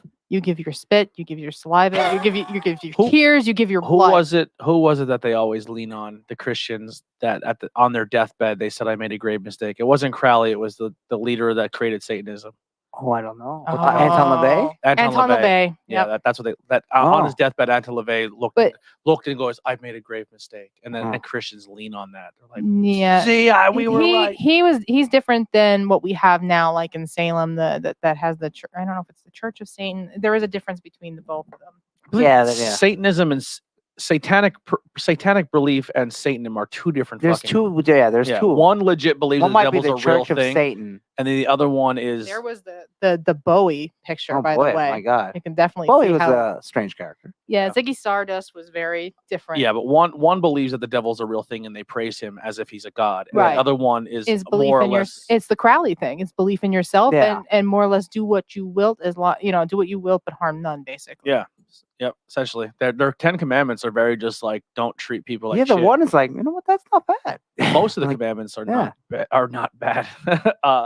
But yeah, I think he's a gimmick. And I think he liked drugs, sex, and rock and roll. Mm-hmm. He leaned into it. I mean, if you want some dirty poetry, oh my God, that's a freaking gold nice. Where anybody wants to read that is. If you look at anything in society, every time there's extreme extremism where it comes to where they tell society and people not to do something, the almost the counteractive to that is what always gets talked about. So like it's the Satanic Temple. I'm sorry. Okay. So the Church of Satan was the Anton LaVey character who believed, like, more or less ran it like the Christian church, but for Satan himself. Yeah. And then the Satanic Temple And his is more or girlfriend less was reincarnated as Taylor Swift. Yeah, their kid is Taylor Swift, or she's her and Barbara Bush. She was a clone. Remember, she was a clone. That's Taylor Swift was a clone. That's the big thing now. People whatever believe the princess of the Church of Satan, whatever the hell, I can't remember. That's the something big thing LaVey. Xenia LaVey. Yeah, Xenia. Yeah. Xenia LaVey. That's a TikTok thing. Everyone's clones. Oh, clones. So yeah. I mean, you clone somebody good. Like there's a lot of good. Wild. There's a lot of good of what came out of him, and there's a lot of bad. It's just whatever you want to take away. Like, why from would not clone a Michael Jordan? Yeah, or clone Einstein. Like, let's clone some chick who's married to a Satanist guy. Okay, well, what's that do? What if we brought Einstein back? Like, we were able to like bring him back in a time and machine. He's an idiot, and he's just a dumb shit. What's this phone? I don't understand. And he's like, shows him how to make a teapot. We know that. Yeah, like Einstein's like, you know my formula. I'm like, yeah, bro, I could just ask Siri. Right here. Fucking, I learned that was 4. We brought him fucking back. I don't think anybody's good enough. He's like, I think everybody I'm not a rocket scientist over here. You learn this lesson once. You don't need a clone. Listen, if you're gonna clone people, there's 3 people you clone: Michael Jordan, Dale Earnhardt. God, I'm trying to think of another, and Wayne Earnhardt. Gretzky. Just clone those 3 and let them live in today's times, so they can show everybody that they were actually. You clone the Trinity of wholesomeness. You clone Bob Ross. You clone Steve Irwin, and you clone Mr. Rogers. There you go. Mr. Rogers. They call that the Trinity of wholesomeness. My one friend said he wouldn't let, or his dad said, I wouldn't let my kids watch when I was young because I thought he was a pervert. Mr. Rogers. Yeah. Well, those scary puppets. My God. Yeah, they were scary. I didn't care for Mr. Rogers that much. I liked the little jingle in the beginning, but I didn't. I don't know. He seemed like he was up to something. He could be killing people. Yeah, I would just keep cloning Mr. Rogers till he completely breaks down and turns into like degenerate, like Mr. Rogers blowing lines. Evil Mr. Rogers. Yeah, like where he just like starts banging whores. Mr. Rogers. Like, we've kept Mr. Rogers alive on this planet so much he has completely broken down and lost all of his morals. Like I didn't like Mr. Rogers until I seen the movie with Tom Hanks when he portrayed him, and he was actually a sweet man, a very sweet man, very kind guy, helped a lot of people out. That was the purpose of the movie. Yeah, well, it told his story. I don't know. I don't know much about him, but I'm sure Hollywood didn't help. Like the guy, they made The Blind Side, and the guy who the movie's about's like, holy fuck, none of that. Yeah, you spin the movie how you want it. Hollywood's like, this is better. Yeah. So I'm sure the movie's great, but I just like the Walt Disney movie. Like, I don't know how much I subscribe to. Yeah, who knows? He's another one that they thought was a part of the Church of Satan. Maybe. That was in with the Nazis. He was a big supporter of the German Reich. Yeah. That you don't know about, but it's true. He was very much into the German Reich. Who was the girl? Who was the lady making purses? The big famous purse lady. She's like a fat, like Chanel. Chanel was supposedly. She was banging Nazis. Yeah, she was banging Nazis left and right. She was very much into the Nazi regime. Yeah, she was. Like, another one was Henry Ford. Yeah, Henry Ford was very big in the Nazis. We had a lot of Nazi supporters here. Like Nazis are bad. Oh yeah, well, just think like I love Mustangs. You know, support Nazis today. It's like it exists. It still blows my mind that like living in Pennsylvania and people who you born and raised their entire life and they're like, let's fly that Confederate flag. It's There's like, a fucking way up when we were way up in northern Pennsylvania. There was a fucking the local Nazi chapter thing flying the flags. Like, where are we? And here we can draw this back into my realm of things. The Nazi symbol is actually a pagan symbol for peace. Yeah, backwards. Well, they took and flipped it. Yeah. Crazy. All right, what do you have to plug? Outbreak Wrestling is this weekend. I'll be in a street fight. No, I have quite the outfit. Hamburg, Pennsylvania, at the Hamburg Field House. Too many bandanas. Outbreak Wrestling. He has his boots on already. Yeah. Is that what you're wearing? No, not right now. Oh. Yeah, but I'm looking forward to it. It should be a good show. You're tucking the pants into the boots, right? You have to. Yeah, you have to. Yeah, you can't put them over. And then they might come out during the match. Yeah. But yeah. Knee pads. Yep. Yeah. Over the pants. Just too many bandanas. Yep. Bandanas everywhere. And they gotta get a shirt and cut it like right like that. Like yeah, dusty. Yeah. I want to get like one with an eagle on or something, but I don't know. Or a wolf. Yeah. Nice wolf howling or something. Something so Like some totally cheesy 80s. Country shirt that Dusty would wear. Yeah, Reba McEntire shirt or something. Yeah, or like go to like Waylon Jennings. Go to the Salvi and find them. Yeah, because it could be a real big one. Just cut it. Yeah. Yeah, Outbreak Wrestling in Hamburg Fieldhouse should be a good show. Hopefully, that is the 17th, right? Yeah. Yep. I believe all of us should September be in 17th. Yes. So that's my. I don't think there's any more shows this month. Then. No, thank God. I need a break. Yeah. Sometimes you need a break, to heal and rest up. I was at the Colossal Con. We're going to be there next year. So whenever they announce the date, are they going to be there next year? Yep, they got it. We had a wrestling show at an anime convention at the Kalahari Resort in the Poconos. It was really cool. Yes, very nice. Very good. It was packed, and the anime kids loved it. So they were already that confirmed crowd, to come back next year. That crowd was lit. They were really. It was insane. It was insane. Exactly what I didn't think would happen. It was to the point where there was a line outside of the room waiting for people to put leave more chairs seats. in the room. Yeah, they put more chairs. It's like one of the old guys, sold out hanging from the rafters, brother. Palmer was getting more chairs. There were people that would, if you got up and left, they would leave more people in to go to those seats. There was a line outside. I couldn't believe it. It's awesome. Mm-hmm. Who ran it? Frontier Pro. Frontier. You were going to go that one time, then you went somewhere else. You went to... They usually run the Friday shows in Long Pond. Yeah, Long Pond. Now they have a show October 1st, but it's in Stroudsburg.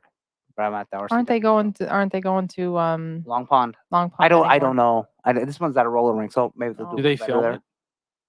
Yeah, somebody films it with a gimbal. So they have like a hard cam and rolling. I don't know if they have. Yeah, they have a hard cam. Did they? Because I wasn't sure if they could because of the con. Sometimes weird rules. That was a very lax. There was a camera in front of you guys. So where I was sitting, where you guys entered from, was like not. It's where the hard cam was. Like they didn't tell you where hard cam was in the locker room? There was a little camera. Yeah. There was a little one. It was a little unorganized. Yeah. Next year, hopefully, and then do they have a commentary team? No, I don't think so. No. Oh boy, not that I know of. But then it was more like let's see how this goes. If they need one and they're filming, I can bring equipment to do the audio and they can sync it up later. They also they film at Long Pond also too. Yeah. If you didn't notice that, they do. They did have commentary, but it was as long as I'm not booked the same day. Yeah. Dude, Jersey's been crazy for me lately. I got like 4 more Jersey bookings. Oh wow. Yeah, that's great. But Kelly. All right. So last one for us. So I'm going to tell you where you can find me. I love talking about all this stuff. So you can find me on Instagram at crystalmountainhealing.com or Crystal Mountain Healing on Instagram there. You can always send me a message with whatever questions you have with all this kind of stuff. Because like I said before, I think when I first started this, I investigate the black and the white. Like I like to learn about every side of this. Even if I don't practice more of the black, I practice more of the white. I still need to know about it before I speak on it.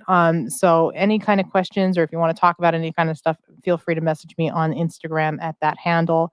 Otherwise, I'm bringing my photography back. I have Cat Snaps on Instagram, and I'm also starting Cat Snap Sports. I have pictures from the wrestling events this past weekend. I'm going to be posting soon and launching that page. I also want to plug for people who do like the witchy kind of stuff like me. Florence and the Machine has a new album called Dance Fever, and it is awesome. Florence and the Machine. That sounds like she alludes to 1910 Bubblegum Factory. So much of the matriarchy and how we used to be seers and healers, and how society kind of put us in our place, basically. As women. What genre would you say this music is? She is alternative. Okay. Basically, very much alternative rock, alternative folk. I would love to make a channel or a content where we just put like I can plug the phone in and just have the channel play in our ears, but they can't hear it. Okay. So and then you commentate on what. Yeah, you will hate it. You will hate it. Andy, all right. I was mad at the name. So yeah, but she has one song. I'll tell everybody one song called Cassandra, and that's basically what it's about. It's about women kind of being submissive over the patriarchy for so many years, and how we used to be seers and we used to be healers, and kind of finding that part of ourselves again. So, what's the name of this band one more time? Florence and the Machine. Florence and the Machine has very good music. Her other album. She's not raging against it. It's just part of it. She's very good. There's another album that's very good. Ship to Wreck is very good. A song called Ship to Wreck. I do recommend her. She's kind of like the new age Stevie Nicks. Next wrestling show you guys go to, you should. That should be your car ride to the venue. I already put it. Our car ride home. We listened to Hailstorm.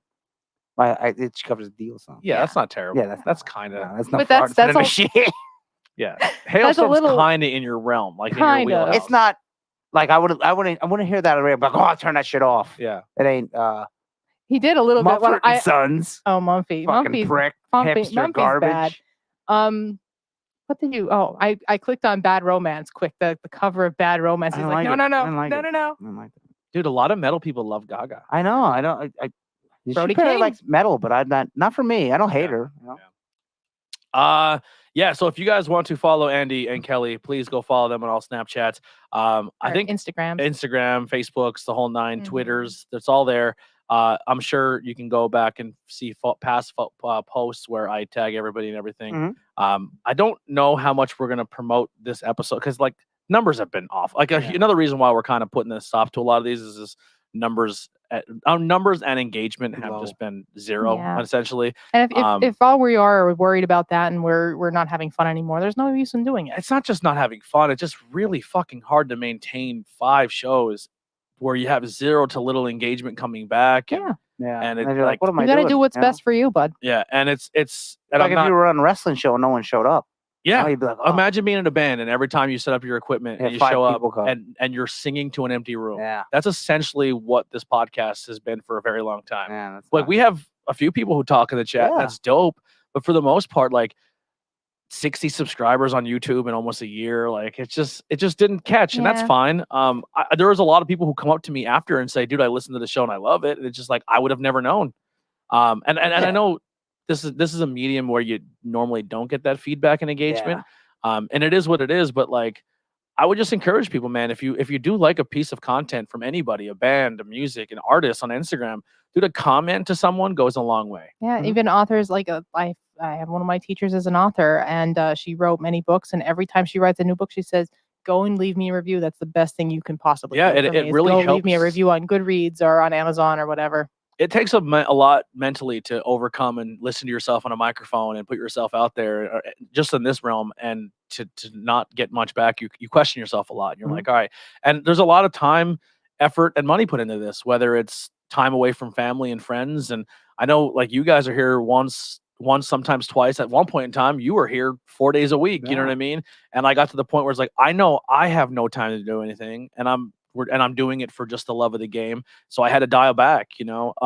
But I will be doing a solo page. It's the Anthony. If you search Anthony Blackwell Jr., that's essentially where I'm going to be doing all my stuff. There's still be paranormal and professional wrestling and beer and all of that, but it won't be under a podcast medium. Essentially what it's going to be like a show. It'll be like a live stream where like you go on and watch a live stream. It's like a variety show kind of. Yeah. Essentially what we're doing right now is mirrored to what you may experience when I do it in the future, but it's not going to be something you go find on Spotify. It's strictly dedicated to where we're not trying to follow because we do follow a podcast structure. And so you won't be on Spotify or anything like that then? No. It's going to be only live. Only YouTube. It'll only be YouTube. So strictly YouTube. Twitch streamer. Yeah, kind of. It'll essentially be a Twitch stream, but like if you search in like a movie review, instead of getting like a 20-30 minute movie review, it's almost set up as a conversation between two. It's set up like a podcast, but it'll be a live stream. And you can't like can you go back and watch Adam Cole's like video game streams? No, you can't. Oh, you can? Oh, I wasn't sure. Absolutely. So it will stay like almost the same format as I started, except just to upload everything to an audio source, I think is I'm going to reserve that to my interviews and conversations that I do on like the road. And the podcast that will spawn from that is going to be called the ABJ podcast, which is actually my initials.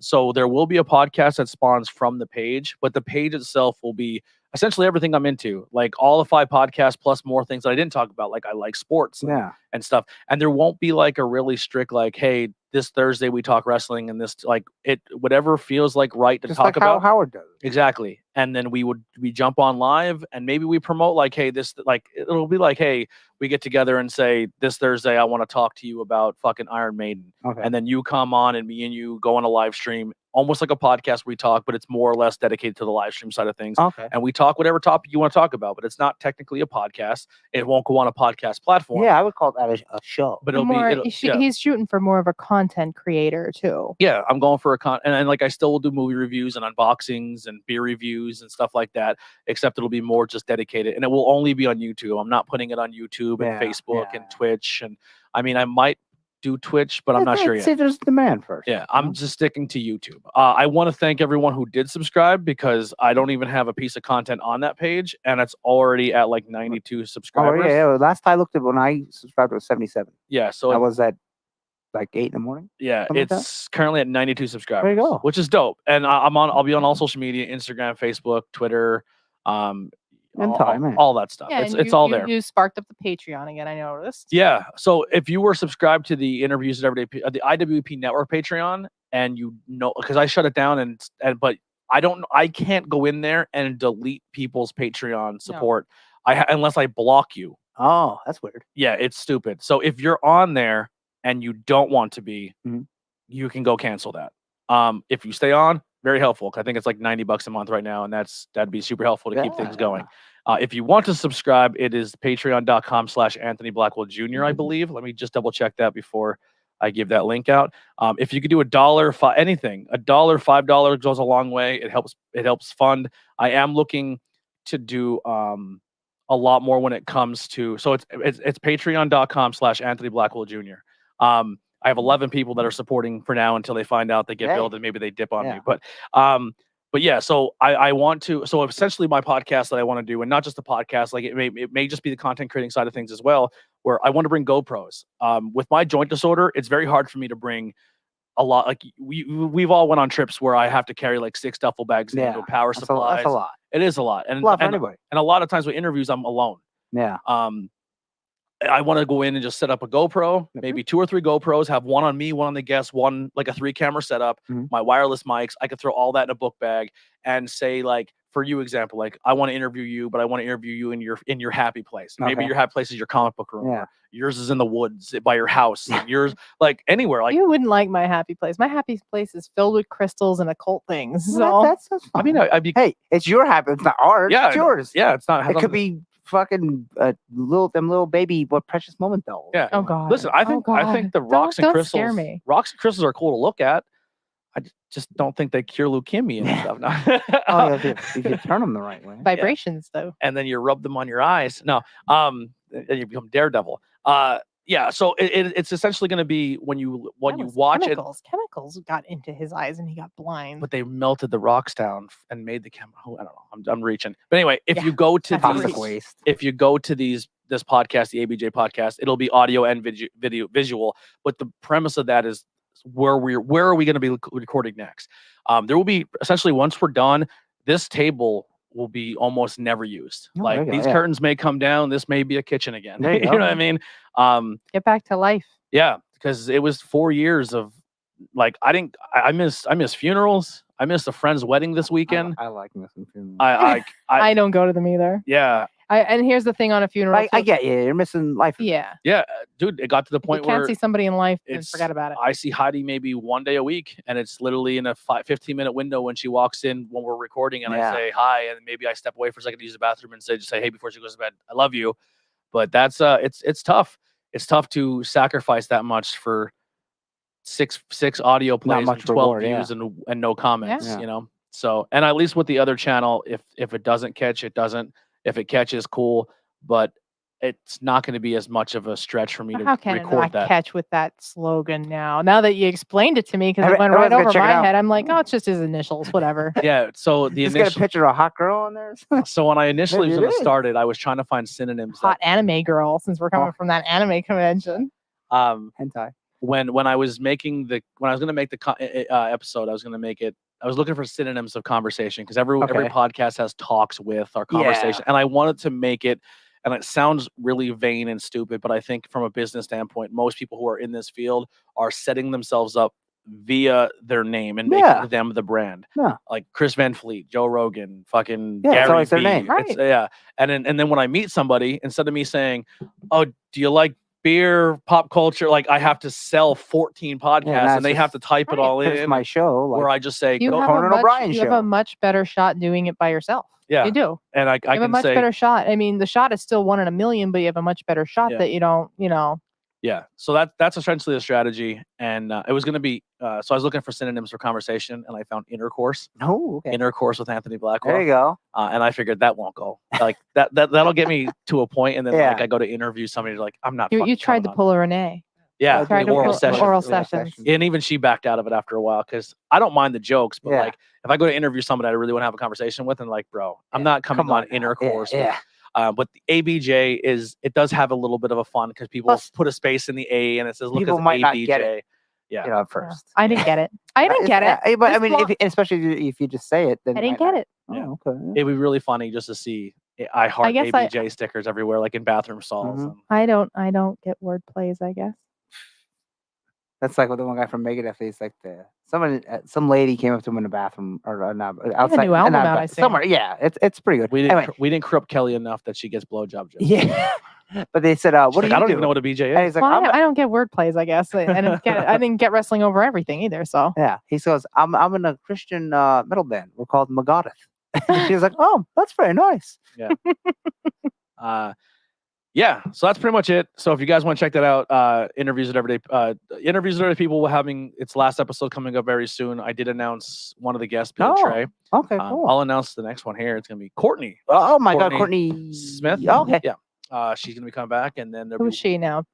Tattoo artist. Because most people who are listening probably are like, who the fuck is Courtney? Courtney was on an earlier episode, season 1. She was actually the longest episode, and I didn't even realize we almost went for 2.5, 3 hours. Oh wow! And we just talked. It was fucking awesome. Yeah, she's cool. She's a super sweetheart. It was almost like being on a date. Like at the end of it, I was like, I fucking fell in love with her as a person. I don't know where she does tattoos at currently. Yeah, I'm not sure exactly where she. Well, you'll find out. Where she's at now, but she's really cool. She's very fun to talk to. She's pretty much like me. She's into horror movies, pro wrestling. It's a lot of fun. Video games, the whole nine. So it's me, her, Billy, and there'll be one other guest. It's not very hard to probably pick out who it was because he's been on the show fucking 885 times. So you can do the math. But yeah, so that'll be happening. This Thursday will be the last Tornado Tag, and this Sunday will be the last Banging Beers.